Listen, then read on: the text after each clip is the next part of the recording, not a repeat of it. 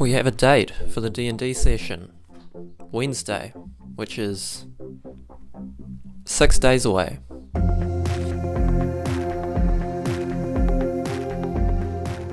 The first thing I'm going to do today is actually film the last shots for the previous video. Yep. Okay.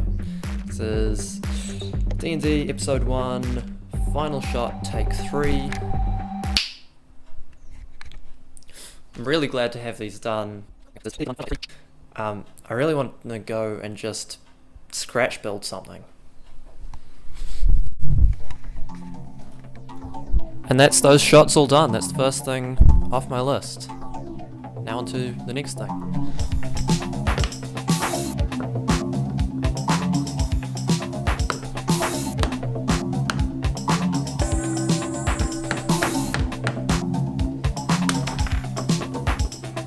This is a crocodile skull, or a cast of a crocodile skull. I think it's cast out of plaster or something. That's intended to be a aquarium decoration that I picked it up off Facebook Marketplace for about $10 a while ago, and I've been meaning to do something with it for a while. So, to do a little bit more world building, like I said in the last episode, the party are trapped in this, it's pretty much hell, pretty much this realm where all of the demons come from and live, and it's kind of like a Mad Max style wasteland in the sense that there's no water, and one of the ways that you can get water is by working for people, and they will pay you in. That's where we meet the party at the start of the first session. They are mining bones, and there's this giant wasteland full of giant bones, and people are hired to mine the bones for the DNA material, which they then sell to another group who use that DNA material to create monsters. But they pay in water. And the first encounter is going to be two of these mining companies battling over this giant crocodile skull here. I'm trying to replicate the look of these other bones, which I'd made previously. But I kind of ran out of sand, so my paste ended up a bit sloppy, so I'm going to wait for it to dry for a few hours, and then I'm going to come back to it and dry it again.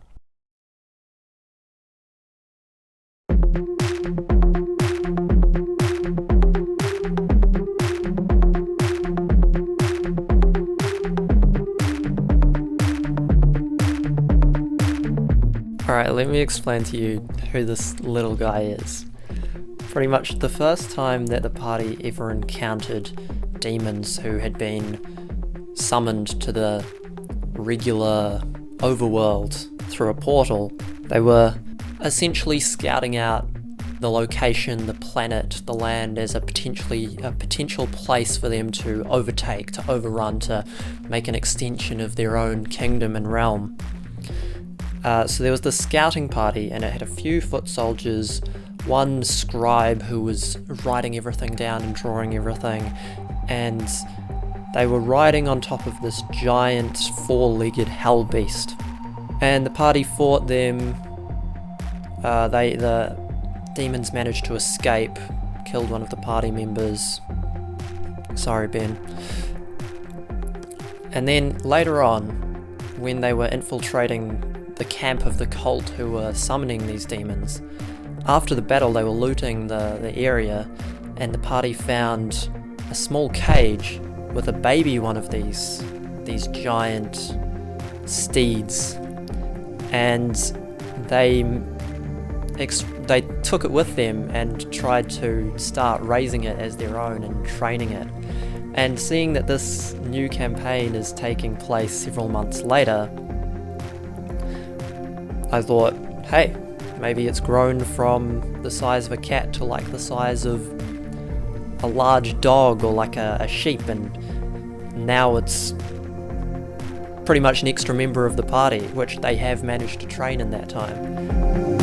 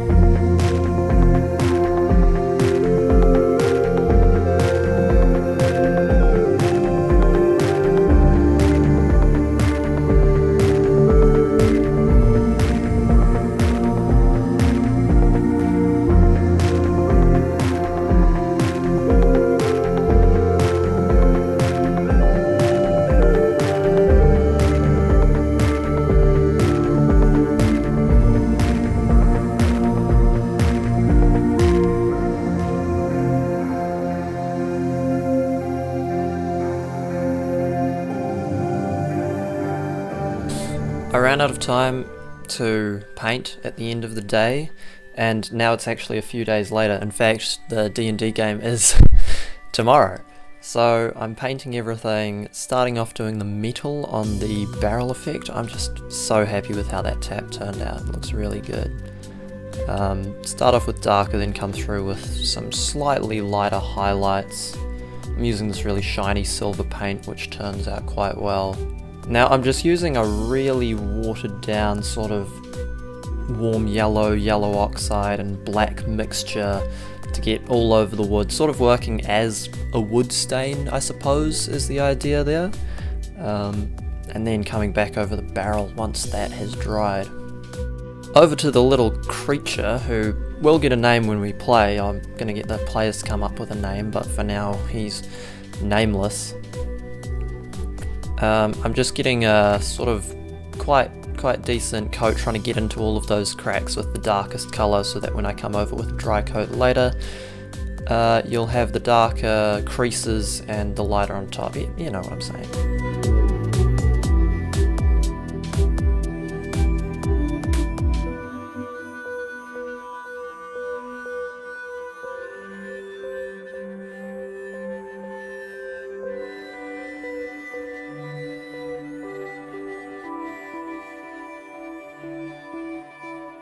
And this is a bag of little medieval soldiers that I bought on AliExpress.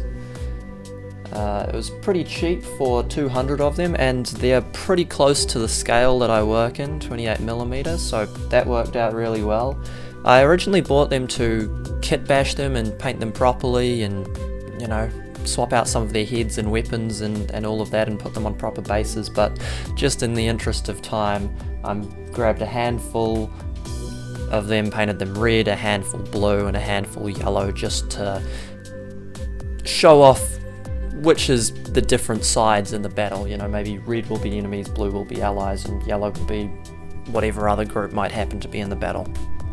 Actually, I'll show you something. Last season of the campaign, what we'd use for the enemies is these little